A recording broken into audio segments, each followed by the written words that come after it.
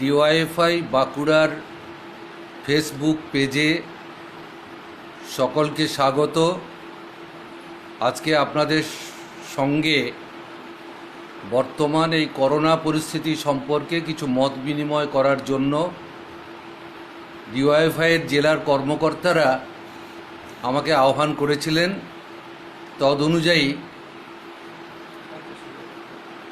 আমরা আজকের এই ফেসবুক লাইভে আপনাদের সঙ্গে মিলিত হয়েছি।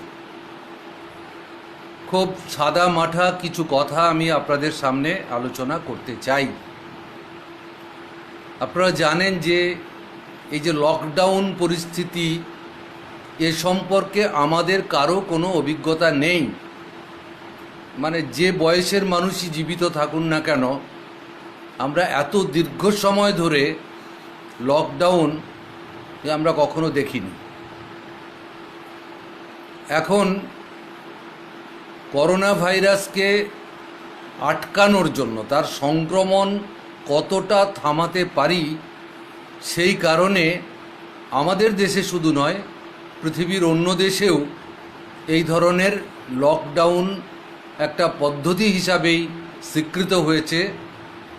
ওয়ার্ল্ড হেলথ অর্গানাইজেশন তারা এটা রেকমেন্ড করছেন যে অত্যন্ত সংক্রামক একটি ভাইরাস, তাকে যদি আটকাতে হয়, সংক্রমণ যাতে ছড়াতে না পারে, সংক্রমণ যাতে গোষ্ঠীর মধ্যে কাজ করতে না পারে, তার জন্য আমাদের যতদূর সম্ভব নিজেদেরকে বাড়িতে আবদ্ধ রাখা এবং বাইরে থেকে সংক্রমণ বাড়ির ভেতরে নিয়ে না আসা, এটা একটা পদ্ধতি। এর আরেকটা দিক আছে, সেটা হচ্ছে লকডাউনের সময় আমরা কিছুটা সময় পাচ্ছি, যে সময়ে আমাদের স্বাস্থ্য পরিষেবার যে ঘাটতিগুলো আছে সেটাকে আমরা যাতে কাটিয়ে উঠতে পারি। আমাদের দেশেও একইভাবে লকডাউন হচ্ছে। 50 দিন পেরিয়ে গেল লকডাউন, আবার চতুর্থ পর্যায়ে লকডাউন হবে, তা আমাদের প্রধানমন্ত্রী কালকেই ঘোষণা করেছেন। সে লকডাউনটা কী চেহারায় আমাদের সামনে আসবে সেটা আমরা সেদিনই বুঝতে পারবো। তার আগে সরকারি ঘোষণা নিশ্চয়ই আসবে। কিন্তু আমার প্রশ্ন এখানে যে আমরা কোনটাকে সবথেকে বড় বিপদ বলে মনে করছি। পৃথিবীর বহু মানুষ, বিশেষজ্ঞ, অর্থনীতিবিদ, সমাজ বিজ্ঞান নিয়ে চর্চা করেন, তাদের বক্তব্য হচ্ছে ক্ষুধা করোনা ভাইরাসের থেকে বেশি বিপজ্জনক। এ নিয়ে বিভিন্ন সংবাদপত্রে লেখা হচ্ছে যে করোনা বিপজ্জনক না হাঙ্গার বিপজ্জনক। তার উত্তর হচ্ছে, কোনো বিতর্ক নেই এই ব্যাপারে, তার উত্তর হচ্ছে ক্ষুধা বিপজ্জনক। আমি আপনাদের একটা উদাহরণ দিই। কেরলে যত মানুষ করোনায় আক্রান্ত, প্রায় 525-এর কাছাকাছি, তার মধ্যে মাত্র শতকরা 6 জন হাসপাতালে চিকিৎসার মধ্যে আছেন, অ্যাক্টিভ করোনা পজিটিভ কেস। আর মারা গেছেন যা, তা হচ্ছে শতকরা 1 জনও নয়, 0.76। মানে বলা যেতে পারে যে প্রতি 1000 মানুষের 7.5 জন। তো ডেঙ্গিতে থেকে বেশি লোক মারা যায়, ম্যালেরিয়াতে থেকে বেশি লোক মারা যায়, ডায়রিয়াতে থেকে বেশি লোক মারা যায়। তাহলে শতকরা 1 জনের কম মারা গেছে আমাদের দেশেরই একটি রাজ্যে, কেরলে। আমাদের এখানেও সেটা হতে পারে, শতকরা 1 জনের কম লোক মারা গেল। তাতে এত ভয় পাওয়ার কি আছে? প্রশ্নটা হচ্ছে, শতকরা 1 জনের কম লোক মারা যাওয়ার পিছনে কেরল সরকার যে ভূমিকা পালন করেছে, আমরা কি সেই ভূমিকা পালন করতে পারছি? আমরা কি কেরলের সরকারের কাছ থেকে কোনো শিক্ষা গ্রহণ করছি? আমরা কি আমাদের জনস্বাস্থ্য ব্যবস্থাকে ঢেলে সাজিয়েছি? আমরা কি হাসপাতালে যখন কোনো করোনার পেশেন্ট আসছে তখন তাদের যথাযথ চিকিৎসার ব্যবস্থা আমাদের স্বাস্থ্য পরিকাঠামোতে আমরা করতে পারছি না। এটা একটা দৃষ্টিভঙ্গির ব্যাপার, এটা জনগণের প্রতি দায়বদ্ধতার একটা ব্যাপার। এখানে তথ্য গোপন করে এর থেকে পরিত্রাণ পাওয়া যাবে না। মানুষকে শুধু বিজ্ঞাপন দিয়ে আমরা বিরাট কাজ করছি, এতেও কোনো সমস্যার সমাধান হবে না। কিন্তু এটা পারা যায়, এটা করে দেখাচ্ছে আমাদের দেশেরই একটি অঙ্গরাজ্য, এবং তারা করোনা সংক্রমণকে নিয়ন্ত্রণ করেছে শুধু নয়, করোনা আক্রান্তদের চিকিৎসা করে সুস্থ করে তোলা, সেই কাজটাও তারা করতে পেরেছে। এখন আমার কথাটা হচ্ছে যে এখানে একটি সরকারের করণীয় কি? করণীয়র মধ্যে প্রথম হচ্ছে রাজ্যের মানুষের প্রত্যেকের জন্য খাদ্য পুষ্টি তার ব্যবস্থা করা। যাদের কাজ নেই তাদেরও পুষ্টির ব্যবস্থা করতে হবে, যাদের কাজ আছে তারাও যাতে খেয়ে পরে বেঁচে থাকতে পারে সেটা করতে হবে। কোনো রকম দল মতের সংকীর্ণতার মধ্যে নয়, সংকীর্ণতার ঊর্ধ্বে উঠে প্রতিটা মানুষের জন্য সরকারের একটা উদার দৃষ্টিভঙ্গি থাকতে হবে যে এই রোগের সংক্রমণের হাত থেকে রাজ্যবাসীকে বাঁচাতে হবে, কি সেন্ট্রাল গভর্নমেন্টের ক্ষেত্রে দেশবাসীকে আমাদের বাঁচাতে হবে। সেই কাজটা আমরা পশ্চিমবাংলায় কতটা করতে পারলাম? রেশন বিলি বন্টনের ক্ষেত্রে চূড়ান্ত বিশৃঙ্খলা, দুর্নীতি, তাদের টোকেন তৃণমূলের নেতাদের পকেটে পকেটে ঘুরছে। যারা বিগ ডিলার, যারা একটা ব্লকের একটা থানার ডিস্ট্রিবিউটার, তাদের কাছ থেকে সরাসরি তৃণমূল চাল নিয়ে চলে আসছে এবং তারপরে সেখানে মুখ্যমন্ত্রীর ছবি দিয়ে চালের প্যাকেট বানিয়ে বাড়ি বাড়ি পৌঁছাচ্ছে। আর ডিলারের কাছে লাইন দিয়ে দাঁড়িয়ে থাকা রেশন কার্ড হোল্ডার, তারা গিয়ে দেখছেন তার 5 কেজি চাল পাওয়ার কথা 2.5 কেজি পাচ্ছে। কেন না? আপনার এমআর ডিলার ডিস্ট্রিবিউটারের কাছ থেকে উপযুক্ত পরিমাণ পায়নি। তারা যদি রেশন সামগ্রী ঠিকঠাক না পায় তাহলে তারা কি করে কার্ড হোল্ডারদের দিতে পারবে? রেশন বিলি বন্টন নিয়ে গোষ্ঠীদ্বন্দ্ব, মারামারি, তৃণমূল নেতার ঘর থেকে চালের বস্তা বেরোচ্ছে, বিজেপির নেতার ঘর থেকে চালের বস্তা উদ্ধার হচ্ছে। যখন এটাকে কোনোভাবেই চাপা দেওয়া গেল না, তখন আমাদের মুখ্যমন্ত্রী প্রিন্সিপাল সেক্রেটারি ফুড তাকে ওখান থেকে সরিয়ে দিলেন। এতে একটা জিনিস প্রমাণ হলো যে রেশন সামগ্রী নিয়ে যে কেলেঙ্কারির কথা সংবাদ মাধ্যমের মাধ্যমে, সোশ্যাল মিডিয়ার মাধ্যমে আসছিল, তার সত্যতা আছে। 2 হচ্ছে এই কেলেঙ্কারি ঘটে যাওয়ার পিছনে মন্ত্রীর কি ভূমিকা ছিল, আর ব্যর্থতার দায় কেন প্রিন্সিপাল সেক্রেটারি ঘাড়ে যাবে, মন্ত্রী ঘাড়ে যাবে না কেন? দ্বিতীয় একটা কথা আসছিল যে আমাদের স্বাস্থ্য ব্যবস্থা, তারা এই পরিস্থিতি মোকাবিলা করার ক্ষেত্রে তাদের যে ভূমিকা, সেই ভূমিকা পালন করতে পারছে না। সাধারণ চিকিৎসা সেটাও চৌপাট হয়ে গেছে। ডায়ালিসিস হচ্ছে না, কেমোথেরাপি হচ্ছে না, রেডিওথেরাপি হচ্ছে না, অন্য রোগীদের যে এমার্জেন্সি রোগীদের পরিষেবা পাচ্ছে না। এমনকি ডেলিভারি পেশেন্টরা হাসপাতালে গিয়ে ভর্তি হতে পারছেন না, ফিরে আসছে। সাধারণ স্বাস্থ্য ব্যবস্থা ভেঙে পড়েছে। করোনার চিকিৎসা ব্যবস্থার উপযুক্ত পরিকাঠামোই নেই। 59টা হাসপাতাল, তার মধ্যে 2টো বাদ দিয়ে বাকি হাসপাতালগুলোতে কোনো সিটি স্ক্যান মেশিন নেই। যে পরিমাণ ভেন্টিলেটর লাগে নেই। শুধুমাত্র কত মানুষ মারা গেছে এই সংখ্যাটা গোপন করে নিজেদের সাফল্য জাহির করার মধ্যে কোনো মহত্ব নেই। একদিন না একদিন সবই প্রকাশ পাবে। এখন স্বাস্থ্য ব্যবস্থার এই ব্যর্থতার জন্য আমাদের মুখ্যমন্ত্রী দেখলাম গতকাল স্বাস্থ্য সচিবকে সরিয়ে দিয়েছে। তাহলে যে কথাগুলো উঠছিল সেটা ঠিক, আমাদের স্বাস্থ্য ব্যবস্থা ফেলিওর, মানুষ পরিষেবা পাচ্ছে না, করোনার পেশেন্টদের চিকিৎসা হচ্ছে না, স্বাস্থ্যকর্মীদের উপযুক্ত সুরক্ষা সরঞ্জাম দেওয়া হচ্ছে না। এই অবস্থার মধ্যে দাঁড়িয়ে যে কথাগুলো নানাভাবে সংবাদ মাধ্যমে আসছে তার সত্যতা আছে বলেই মুখ্যমন্ত্রী স্বাস্থ্য সচিবকে সরিয়ে দিয়েছেন। সে স্বাস্থ্য সচিব দায়ী? স্বাস্থ্য সচিবের মাথার উপরে যদি একটা অডিট কমিটি বসিয়ে দেন, লোকেরা বলছেন অডিট কমিটি নয়, এটা এডিট কমিটি, মৃত্যুর সংখ্যাটা এডিট করে দেবেন তারা, মোট সংক্রামিতর সংখ্যাটা এডিট করে দেবেন। কেন এরকম কমিটি বসানোর দরকার হলো? পৃথিবীতে আর কোনো দেশে এরকম হয়েছে নাকি? আমাদের দেশে অন্য কোনো স্টেটে এরকম হয়েছে নাকি একটা করে অডিট কমিটি মৃত্যুর সংখ্যা ঠিক করে দেওয়ার? সেন্ট্রাল গভর্নমেন্ট যে ফরম্যাটে তাদের ওয়েবসাইটে রিপোর্ট দিচ্ছেন তাতে মৃত্যুর দুটো ক্যাটাগরি নেই।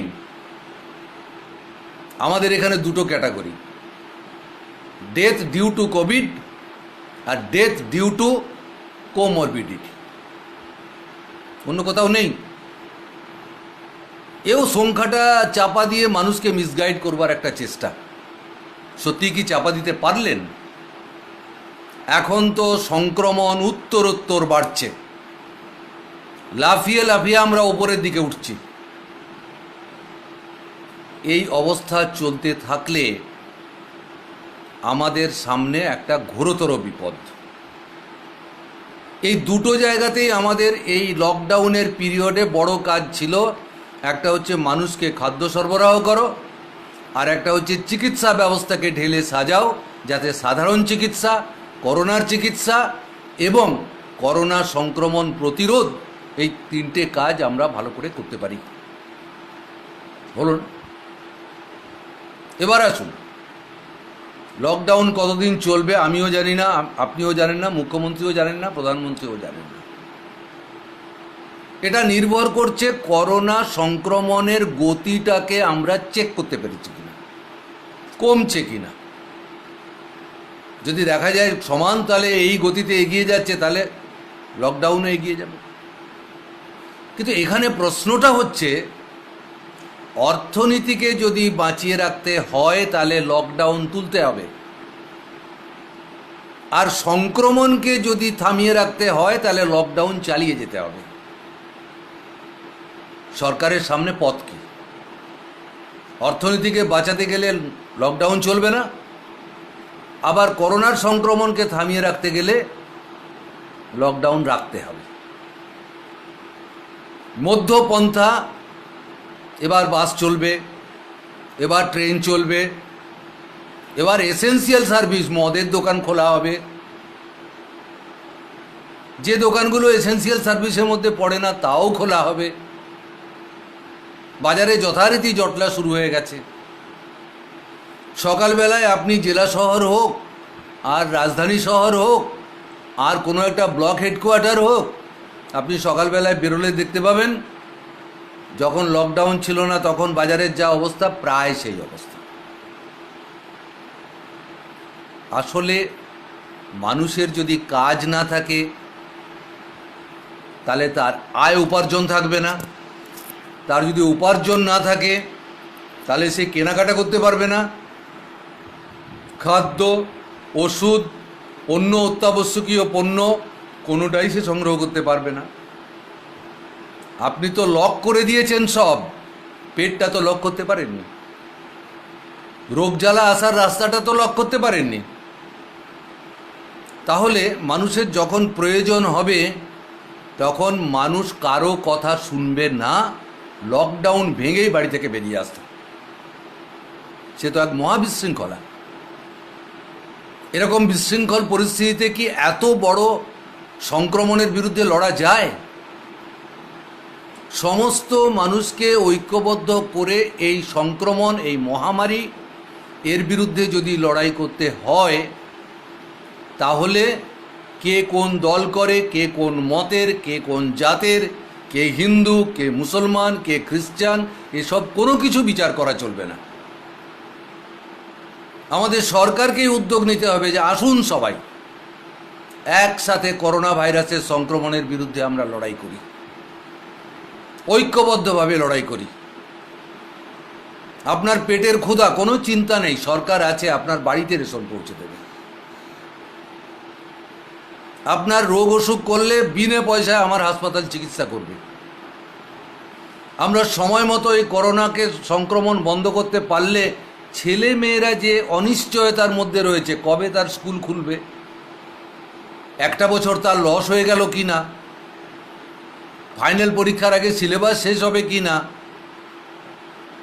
কোনো ঠিক নেই। কেউ ভাবছেন আগস্টে স্কুল খুলতে পারে, কেউ ভাবছেন সেপ্টেম্বরে স্কুল খুলতে পারে, কেউ ভাবছেন না জুন জুলাইয়ে খুলে যাবে। পুরো অনিশ্চিত অবস্থা। শিক্ষার ক্ষেত্রে, অর্থনীতির ক্ষেত্রে, স্বাস্থ্য ব্যবস্থার ক্ষেত্রে, কাজের ক্ষেত্রে, আয় উপার্জনের প্রশ্নে একটা স্বাভাবিক পরিস্থিতি তৈরি হবে তখন, যখন আমরা সবাই সংঘবদ্ধভাবে এই মহামারীর মোকাবিলা করতে পারব। এবং তার নেতৃত্ব দিতে হবে মুখ্যমন্ত্রীকেই। আমরা সবাই বলেছি মুখ্যমন্ত্রীকে যে আমরা আপনার সঙ্গে আছি, আপনি এখানে অন্তত দলবাজি করবেন না, আপনি এখানে কোনো সংকীর্ণতা দেখাবেন না। আপনার পুলিশ, আপনার অফিসার, সব রাজনৈতিক দল, সব ধর্মের মানুষ, জনগণের সব অংশ একসঙ্গে আমরা এই মহামারীর মোকাবিলা করতে চাই এবং আপনাকেই তার নেতৃত্ব দিতে হবে। করছেন না, কে বোঝাবে ওনাকে? উনি মনে করছেন বিজ্ঞাপন দিয়েই আমি এই যাত্রা মেরে দেব। বিজ্ঞাপন দেখেই লোকে বুঝতে পারবে যে মুখ্যমন্ত্রী বিরাট কাজ করছেন। আরে মুখ্যমন্ত্রী বিরাট কাজ করলে তো করোনার মোকাবিলা হবে না, সবাই মিলে বিরাট কাজ করতে। সেটা এখানে হচ্ছে না, সেটা কেরালায় হচ্ছে। ওরা এইভাবেই চলছে, সবাইকে নিয়ে চলছে। আপনি দেখেন কেরালার গভর্নর ওই যখন নাগরিকত্ব সম্পর্কিত বিতর্ক চলছিল এনআরসি নিয়ে, তখন প্রধানমন্ত্রীর পক্ষে সব থেকে বেশি ওকালতি করেছেন কেরালার রাজ্যপাল। আর কোনো রাজ্যপাল এত অফেন্সিভ ছিলেন না। কেরালা গভর্নমেন্টের বিরুদ্ধে নালিশ করেছেন, কেরালা গভর্নমেন্টের নানা সিদ্ধান্তের বিরোধিতা করেছেন। কেন্দ্রের পক্ষে তিনি এনআরসির পক্ষে ওকালতি করেছেন। কিন্তু এখন গভর্নর বলছেন আমার গভর্নমেন্টই সব থেকে ভালো কাজ করছে, এই কেরালা মডেলই পারে করোনা ভাইরাসের মোকাবিলা করতে। বিরোধী দল ওখানে কংগ্রেস, কদিন আগে শশী থারুরের বক্তব্য শুনুন আপনি, যে কেরালা সাকসেসফুলি করোনার মোকাবিলা করছে। কেরালার মানুষের এই সরকারের প্রতি আস্থা আছে, ভরসা আছে, তারা সরকারের পাশে দাঁড়িয়ে সরকার যাতে আরও ভালো কাজ করতে পারে তার চেষ্টা করছে। আর আমাদের এখানে সরকার জনগণকে কনফিডেন্সে নেওয়ারই চেষ্টা করছেন না। অন্য রাজনৈতিক দলগুলোকে কনফিডেন্সে নেওয়ার চেষ্টা হচ্ছে না। বহু স্বেচ্ছাসেবী প্রতিষ্ঠান আছে যারা এরকম কঠিন সময়ে, কঠিন পরিস্থিতিতে অনেক গঠনমূলক কাজ করতে পারে, সহযোগিতামূলক কাজ করতে পারে, সমাজসেবার কাজ করতে পারে, তাদেরকে কনফিডেন্সে নেওয়া হচ্ছে না। উনি আরেকটা জায়গায় পৌঁছাতে চাইছেন যে আমি, আমার পুলিশ আর ক্লাবকে টাকা দাও, যারা নির্বাচনের সময় বুথ দখল করে তাদের টাকা দাও। এটা অত্যন্ত সংকীর্ণ রাজনীতি হচ্ছে। এটা মানুষকে বাঁচাবার পথ নয়, মানুষকে বাঁচানোর রাস্তায় আপনি হাঁটছেন না। এই প্রশ্নটাকে মানুষের কাছে নিয়ে যেতেই হবে। আমি দ্বিতীয় যে কথা বলতে চাই, যে পরিযায়ী শ্রমিকদের সম্পর্কে একটা কথা বলা হচ্ছে। গত পরশুদিন প্রধানমন্ত্রীর সঙ্গে ভিডিও কনফারেন্সের পরে উনি বলেছেন 1 লাখ পরিযায়ী শ্রমিক এখানে ফিরে এসছে। আরে একটা ট্রেনে 1200 লোকজন আসছে, এর মধ্যে যারা রোগীর চিকিৎসা করাতে গেছিলেন তারাও আছেন, ছেলেমেয়েরা যারা ওখানে পড়াশোনা করে তারা আছেন। এর সঙ্গে যারা বেড়াতে গেছিলেন পর্যটন তারাও আছেন, অল্প কিছু পরিযায়ী শ্রমিকও আছে। আচ্ছা, তারা থাকবেন কোথায়? অন্য রাজ্যগুলো তারা বলছে যে পরিযায়ীদের জন্য, মাইগ্রেন্ট লেবারদের জন্য আমরা যে রেশন ব্যবস্থা করেছিলাম, তাদের জন্য যেটুকু আমরা আর্থিক সহযোগিতা করছিলাম, 21 তারিখের পর আমরা সেটা বন্ধ করে দেব, তার আগেই মাইগ্রেন্ট লেবারদের ফিরে যেতে হবে। অলরেডি তামিলনাড়ু সরকার বলে দিয়েছে 21 তারিখের পর কোনো মাইগ্রেন্ট লেবারকে রেশন দেওয়া হবে না। কোথায় থাকবে তারা? ওখানকার সরকার দেখবে না আর এখানকার সরকার ফিরিয়ে নেবে না, এই লোকগুলো কোথায় যাবে? এরা বিদেশ থেকে আসেন, আকাশ থেকে পড়েনি, এরা আমাদের এলাকার লোক, আমাদের রাজ্যের লোক। তাহলে আমাদের রাজ্যের উদ্যোগী হতে হবে ঘরের ছেলেকে ঘরে ফিরিয়ে নেওয়ার। অন্তত 200খানা ট্রেন দরকার, যা মাইগ্রেন্ট লেবার আমাদের অন্য রাজ্যে আছে। এখনো পর্যন্ত ট্রেন এসছে 2টো, আজকে 2টো পৌঁছাবার কথা, 4টে। তার মানে এখনো 195-96টা ট্রেন লাগবে, তবে আমার মাইগ্রেন্ট লেবাররা সব এখানে আসতে পারবে। কেন? আমাদের দেশের সরকারের ভূমিকা আপনি দেখুন। যারা খুব সম্পন্ন পরিবারের লোকজন, বিদেশে ছিলেন, যাদের ছেলেপুলেরা বিদেশে পড়াশোনা করতে গেছে, অন্য নানান কাজে বিদেশে ছিলেন, তাদেরকে বিনে পয়সায় উড়োজাহাজে করে ফিরিয়ে আনা হয়েছে।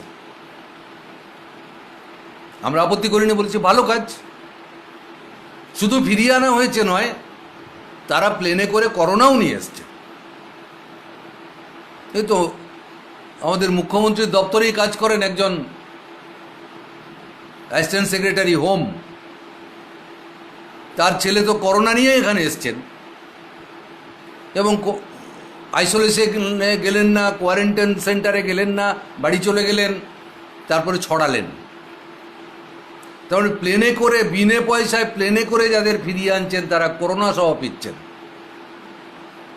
আর পেটের দায়ে যারা বাইরে খাটতে যেতে বাধ্য হয়েছিলেন, আপনার সরকার কাজ দিতে পারেনি। এখানের চিকিৎসা ব্যবস্থায় অনেকে সন্তুষ্ট হতে পারছেন না, আরও ভালো চিকিৎসার জন্য বাইরে যাচ্ছেন। এখানে পড়াশোনা করার পরে চাকরি নেই বলে কেউ ব্যাঙ্গালোরে, কেউ চেন্নাইয়ে, কেউ মুম্বাইয়ে চলে যাচ্ছেন। একটা ইঞ্জিনিয়ারিং কলেজে প্লেসমেন্ট নেই, শিল্প নেই, তো প্লেসমেন্ট হবে কোথায়? যতদিন আমাদের এই মুখ্যমন্ত্রী এসছেন ক্ষমতায়, এই সময়ের ভেতরে আমাদের কোনো বড় শিল্প হয়নি, প্লেসমেন্টও হয়নি। একটার পর একটা ইঞ্জিনিয়ারিং কলেজ বন্ধ হচ্ছে। এখন যারা ইঞ্জিনিয়ার হতে চায় তারা আর আমাদের রাজ্যে পড়ছেন না, বাইরে যাচ্ছেন, তাতে প্লেসমেন্ট হবে। তাহলে যে কারণে এরা পরিযায়ী, যে কারণে এরা অন্য রাজ্যে যেতে বাধ্য হচ্ছেন, সেইটার জন্য দায়ী আমাদের রাজ্যের সরকার। আর সেই রাজ্য সরকার এখন গড়িমসি করছেন যে এদেরকে ফিরিয়ে আনবো না। কেন্দ্রীয় সরকার বিনে পয়সায় ফ্লাইট দিয়ে নিয়ে আসতে পারেন, আর এদের জন্য বিনে পয়সায় ট্রেন দিতে পারেন না। এখন চাপানুতর চলছে। কেন্দ্রীয় গৃহমন্ত্রী চিঠি লিখছেন মুখ্যমন্ত্রীকে বা চিফ সেক্রেটারিকে যে রাজ্য সরকার শ্রমিক স্পেশাল ট্রেন ঢুকতে দিচ্ছে না। আর রাজ্য সরকারের পক্ষ থেকে এখানকার হোম সেক্রেটারি তার চিঠির উত্তর দিয়ে বলছেন, না আমরা চিঠি দিয়েছি। এত চাপানুতর কি আছে? স্রেফ এই কথাটা বলুন যে যত পরিযায়ী শ্রমিক আছে আমার রাজ্যের শ্রমিক আমার রাজ্যে ফিরে আসবে, আপনি ট্রেন দিন, কোনো ট্রেন আমরা আটকাবো না। কেন বলতে পারছেন? এই নিঃস্ব, সহায়, সম্বলহীন মানুষ, যার হাতে কপর্দক শূন্য, তাদের কাছ থেকে কেন ভাড়া নেওয়া হচ্ছে? অন্য সাধারণ প্যাসেঞ্জারদের এই সময়ে ট্রেনের যা ভাড়া, তার উপরে 50 টাকা করোনা ট্যাক্স বাড়তি আদায় করা হচ্ছে। কেন? বিনা পয়সায় ফ্লাইট দেওয়ার ক্ষেত্রে যেখান থেকে টাকা আসে, সেখান থেকে কেন টাকা আসছে না? পিএম কেয়ার থেকে কেন টাকা দেওয়া হচ্ছে না? মুখ্যমন্ত্রীর ত্রাণ তহবিল থেকে কেন টাকা দেওয়া হচ্ছে না?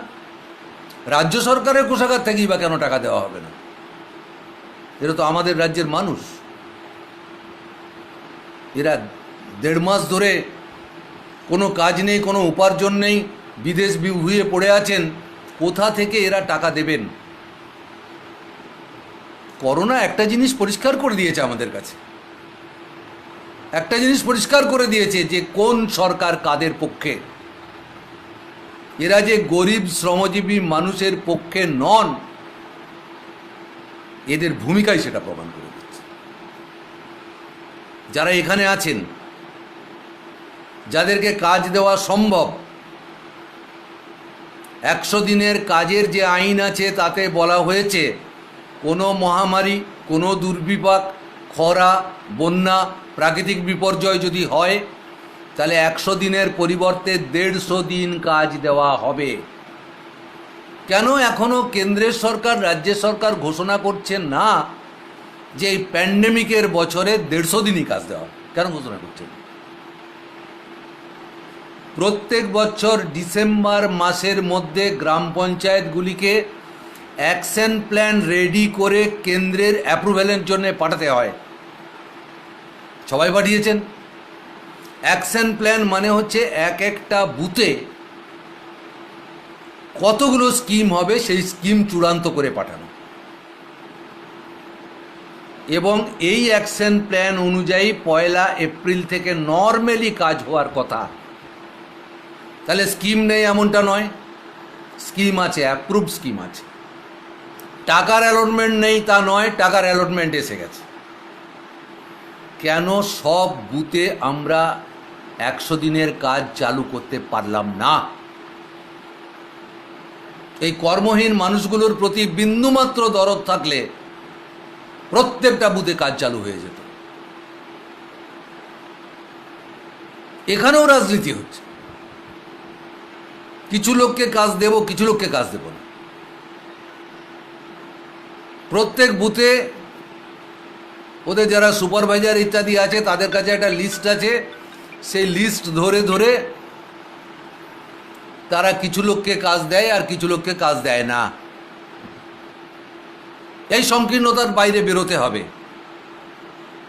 আপনারা তো দাবি করেন আমরা মানুষেরই সরকার, তো আপনারা যদি মানুষের সরকার হয়ে থাকেন তাহলে মানুষের মধ্যেই বাছ বিচার করবেন না। কে কোন দল করে, কে কাকে ভোট দেয়, কে কার কথায় উঠে বসে, এ দেখবেন না। কে কোন জাত, কে কোন ধর্ম দেখবেন না। প্রত্যেকটা মানুষকে কাজ দিন। তৃণমূলের ক্ষেতমজুর, তারও পেটের ক্ষুধা আছে। যারা বিজেপিকে ভোট দিয়েছেন তাদের পেটেও ক্ষুধা আছে। যারা বামপন্থীদের পক্ষে তাদের পেটেও ক্ষুধা আছে। ক্ষুধা এক, ক্ষুধার রং আলাদা হয় না। ক্ষুধা হচ্ছে সব থেকে বড় বিপদ, করোনার থেকে বড়। এই ক্ষুধার হাত থেকে যদি মানুষকে বাঁচাতে হয়, রেশনের ক্ষেত্রে দলবাজি করবেন না, 100 দিনের কাজ দেওয়ার ক্ষেত্রে দলবাজি করবেন না। আর এরা পরিযায়ী শ্রমিক বলে এদেরকে অবজ্ঞার চোখে দেখবেন না। করোনা কিন্তু এটা আমাদের চোখে আঙুল দিয়ে দেখিয়ে দিল যে এই গরিব মানুষগুলো যাদের দ্বারা শাসিত হচ্ছে কেন্দ্রের বিজেপি আর এখানে তৃণমূল, সত্যি এরা তাদের লোক নয়, তাদের সরকার নয়, তাদের দল নয়। আমি তো দেখলাম গতকাল ব্যাঙ্গালোরে মিছিল হয়েছে। আমার এই লাইভের পরে কেউ চাইলে আমি মিছিলের ছবিটা দিয়ে দেব, আমাকে একটু ফোন করবেন, আমি মিছিলের ছবি আপনাকে হোয়াটসঅ্যাপে পাঠাবো। কয়েক হাজার মানুষ ব্যাঙ্গালোরে মিছিল করছেন। আর নেই দরকার মমতা ব্যানার্জির সরকার। কেন কেন একসময় তো ওরা আপনাকে ঢেলে ভোট দিয়েছিল। কেন মমতা ব্যানার্জি দূর হটো বলছে? অভিজ্ঞতা থেকে, জীবনের অভিজ্ঞতা থেকে তারা বুঝছেন যে এই সরকারটা তাদের সরকার নয়। জীবনের অভিজ্ঞতা থেকে বুঝছেন আমরা ঘরের ছেলে ঘরে ফিরতে পারছি না মমতা ব্যানার্জি সরকারের জন্য। জীবনের অভিজ্ঞতা থেকে তারা বুঝছেন বড়লোকের ছেলেপুলেদের জন্য প্লেন আছে, বিনে পয়সায় প্লেন, আমাদের জন্য ট্রেন নেই, আমাদের রেল লাইন ধরে ধরে হাঁটতে হবে। কেন রেল লাইন? রাস্তায় পুলিশে আটকাচ্ছে, রেল লাইন ধরে হাঁটছে। তাহলে করোনা আমাদের চোখ খুলে দিল। থার্ড পয়েন্ট আমাদের অর্থনীতির হাল যা দাঁড়িয়েছে, তাতে লকডাউন উঠে যাওয়ার পরে আর একটা কঠিন পরিস্থিতির মধ্যে আমরা পড়তে চলেছি। আপনি কখনো শুনেছিলেন দেশে বেকারির হার এখন 27% ছাড়িয়ে গেছে? কখনো শুনেছিলেন? 100 জন মানুষের মধ্যে 27 জন কাজ নেই, তার বেকার। এই 27-এ থেমে থাকবে না, এটা যত দিন যাবে এটা বাড়বে, লকডাউন উঠে যাওয়ার পরেও বাড়বে। এত মানুষ যদি কর্মহীন হয়ে থাকে, তো আপনার বাজারে কেনাকাটার লোক আপনি পাবেন কোথায়? কে কেনাকাটা করবে? আপনি বাজারে যে মন্দা, বাজারে জিনিসপত্র কেনার মতো যথেষ্ট পয়সা মানুষের হাতে নেই। সেই জন্য আর্থিক মন্দার একটা পরিবেশ তৈরি হয়েছিল লকডাউনের আগেই, করোনা আসার আগেই মন্দা চলছিল। আর এই মন্দাটা এখন বহুগুণ বাড়তে শুরু করেছে। একটু আগে শুনছিলাম গতকাল প্রধানমন্ত্রী ঘোষণা করেছিলেন যে 20 লক্ষ কোটি টাকার প্যাকেজ দেওয়া হবে। আজকে তার একটা অংশ বলেছেন, সে অংশটাও যা তা প্রায় 7.5 লক্ষ কোটি টাকার। এই 7.5 লক্ষ কোটি টাকা যা দেওয়া হচ্ছে, তা স্মল এবং মিডিয়াম এন্টারপ্রাইজগুলোকে দেওয়া হচ্ছে। কাল পরশু পরে আরো ঘোষণা হবে বলে শুনলাম, কিন্তু সাধারণ ক্রেতা, সাধারণ গরিব, মধ্যবিত্ত, নিম্নবিত্ত, ছোট দোকানদার, ছোট ব্যবসাদার, এদের হাতে যদি পয়সা না আসে, কেনা বেচা না বাড়ে, তাহলে অর্থনীতি কখনো সোজা হয়ে দাঁড়াতে পারবে না। এমএসএমইর জন্য কি করা হচ্ছে? ব্যাংক থেকে লোন পাবে, কোনো কোল্যাটারাল সিকিউরিটির দরকার নেই। এইটা এই 20 লক্ষ টাকার প্যাকেজের মধ্যে ঢোকানো হচ্ছে। সরকারের কোনো ব্যাপার নেই, এসব টার্মস অ্যান্ড কন্ডিশন ব্যাংক ঠিক করে। প্রিন্সিপালি এটা ঠিক হয় রিজার্ভ ব্যাংকের ফর্মুলা থেকে। সেটাকে এখন মোদি সরকারের কাজ বলে দেখানো হচ্ছে। কৃষকের জন্য কি করা হচ্ছে? তার ফসলের দাম, তার ঋণ মুক্তি, তার তার তার তার ফসল কাটা বা সেখানে যা সমস্যা হচ্ছে, এই সবগুলো বিষয়ে সরকারের কি অবস্থান? গরিবকে নগদ তার অ্যাকাউন্টে আগামী 3 মাস 7,500 টাকা করে দেওয়া হচ্ছে কি না? রেশন 35 কেজি প্রতি ফ্যামিলি দেওয়া হচ্ছে কি না? এইটার উপরে নির্ভর করছে আর্থিক মন্দার পরিস্থিতি কাটানো সম্ভব কি সম্ভব নয়। এখনও সেই ঘোষণা প্রধানমন্ত্রীও করেননি, আর আজকে ফিনান্স মিনিস্টারের বক্তৃতার মধ্যেও তা নেই। কালকের বিশ্লেষণ কেউ কেউ করবেন, তখন আরও ভালো করে বোঝা যাবে। কিন্তু 20 লক্ষ কোটি টাকার প্যাকেজ, এইটা শোনার পরে মাথা ঘুরে যাবে এমন কোনো ব্যাপার নেই। যাদের জন্য এই সরকার, আপাতত আমি বুঝলাম প্যাকেজ তাদের জন্যে।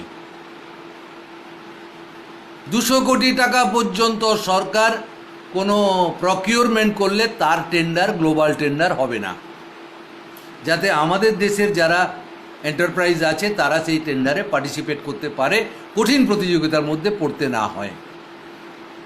কি হবে? কি লাভ হবে? ক্ষেত মজুরের কি লাভ হবে? অসংগঠিত ক্ষেত্রের শ্রমিকের কি লাভ হবে?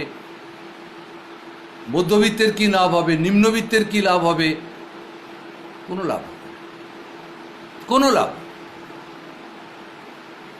এই পরিস্থিতির মধ্যে আমরা আস্তে আস্তে অগ্রসর হচ্ছি।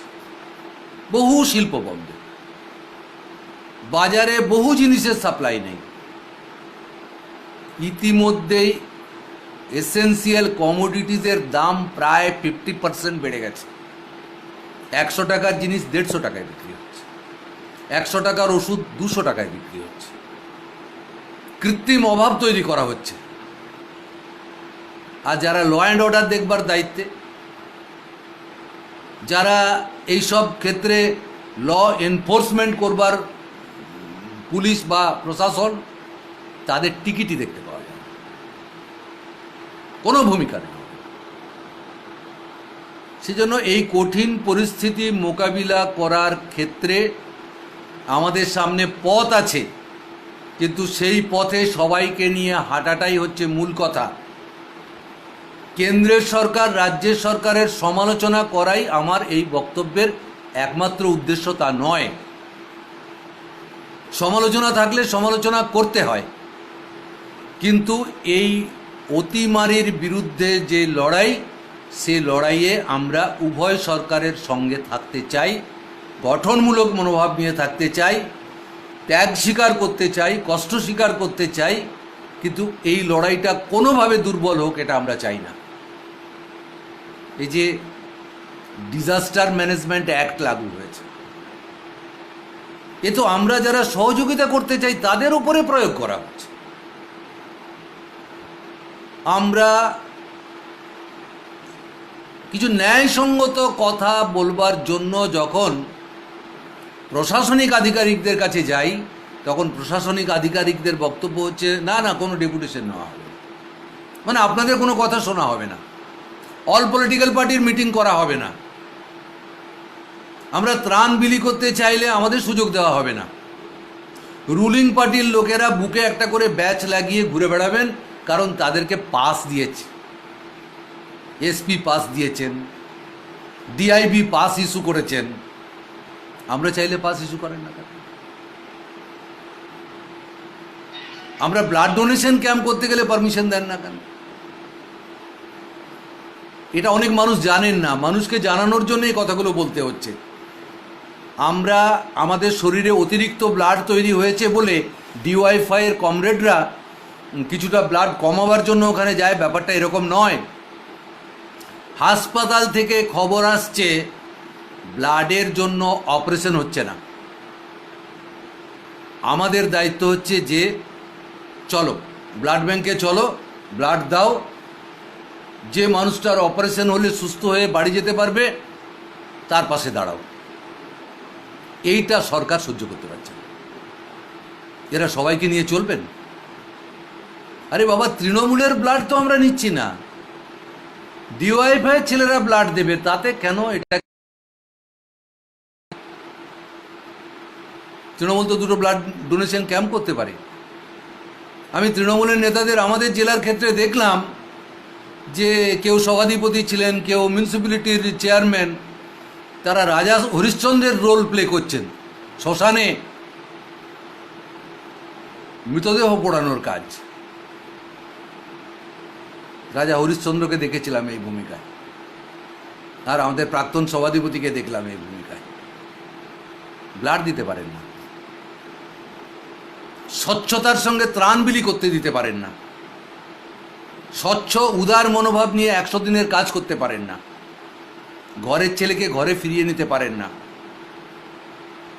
এই পরিস্থিতিতেও তারা কি করে 2 পয়সা ইনকাম করা যায় তার চেষ্টা করছেন।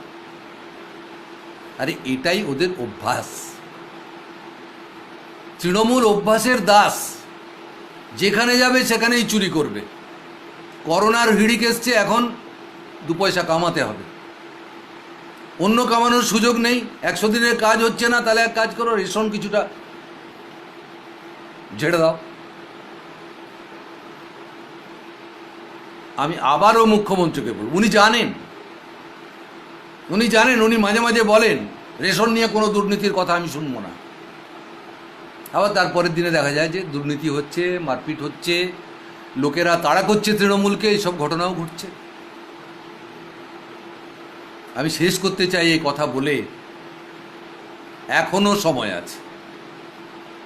জেলা স্তরে জেলা শাসকদের দিয়ে সব দল, এমনকি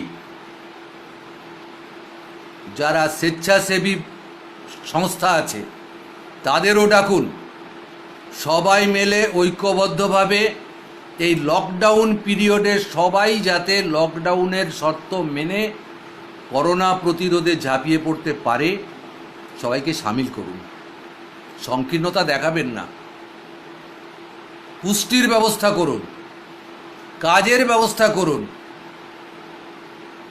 সব মানুষকে সমান সুযোগ দেওয়ার চেষ্টা করুন।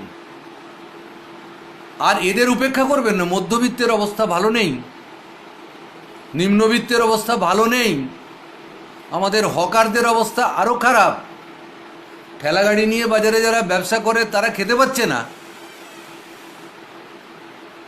এই অংশের মানুষের কথা বিবেচনার মধ্যে না রাখলে এরাও আপনার এই লকডাউনের বিধি মানতে পারবেন না।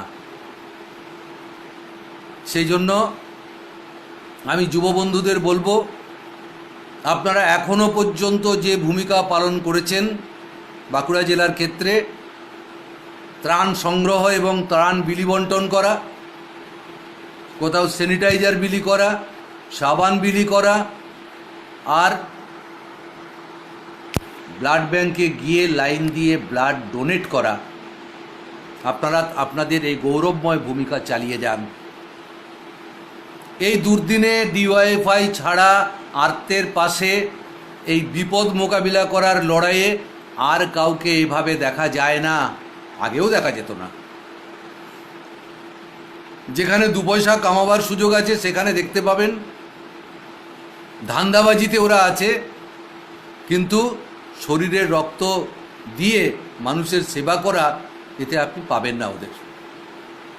এই অবস্থার মধ্যে আমি চাই আমাদের যুব বন্ধুরা তারা নিশ্চয়ই এটা বুঝতে পারছেন আরও কঠিন দিন তাদের জন্য অপেক্ষা করছে। এই সরকার কোনো বেকারকে কাজ দিতে পারবে না, আরও কর্মরত লোক ছাঁটাই হবে। তাদের ডিএ বন্ধ হয়েছে, বেতন বন্ধ হবে, পেনশন কাটবে, সঞ্চয়ের উপরে সুদ কমবে, যারা রিটায়ার্ড, মধ্যবিত্ত, কৃষক, ক্ষেত মজুর, অসংগঠিত ক্ষেত্রের শ্রমিক, বেকার যুবক, কারো রেহাই নেই। এই অর্থনৈতিক নিপীড়নের মধ্যে পড়তে হবে, সেটাও মোকাবিলা করতে গেলে ঐক্যবদ্ধভাবেই মানুষকে করতে হবে।